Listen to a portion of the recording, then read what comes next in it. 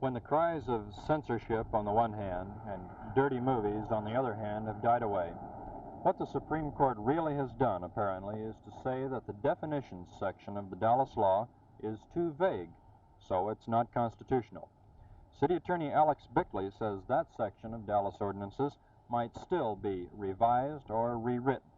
The whole thing came about last year when the Movie Classification Board ruled an interstate theater movie, Viva Maria, unsuitable for young persons. Interstate, thinking it a family movie, appealed that decision. So the Supreme Court was called on to decide whether movie classification boards are constitutional or not. But even with this somewhat ambiguous Supreme Court decision, it must be remembered that the Dallas Board never had the power to keep children from adult movies. The Dallas law says children may not attend without parental permission. So responsibility for keeping children from adult movies rests now, as it always did, on the parent or guardian. Does the decision mean dirty movies and art films will become commonplace in Dallas theaters? Not at all, says John Adams of the Interstate Circuit.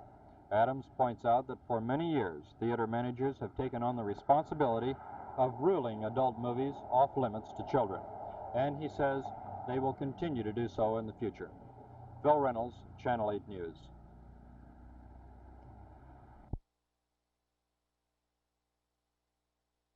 Attorney Byron Scarborough appeared before the City Council of Fort Worth today and asked for a fare increase of from 25 to 30 cents for the occasional rider.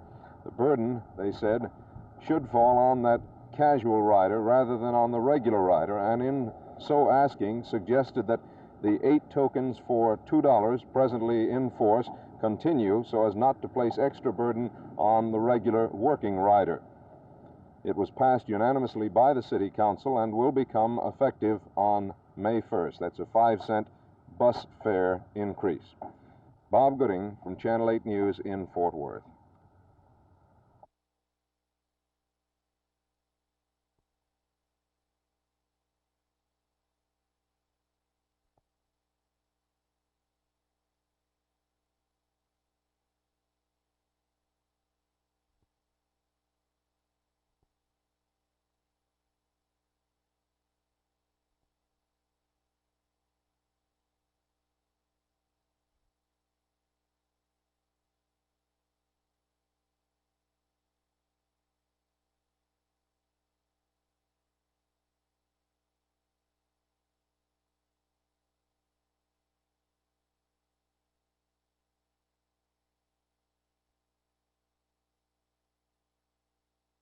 Well, of course, it's very tempting to accept the validity of a poll that shows that you're in the substantial lead in the governor's race.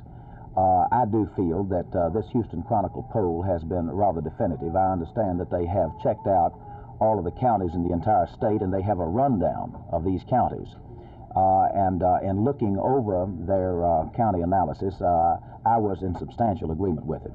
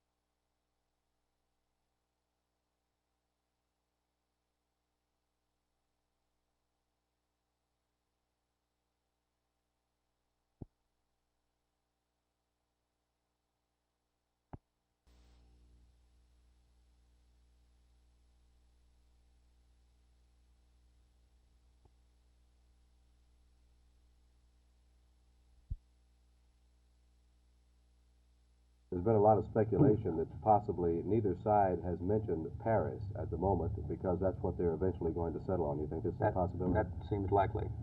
What is the future for Vietnam if this war is ever settled?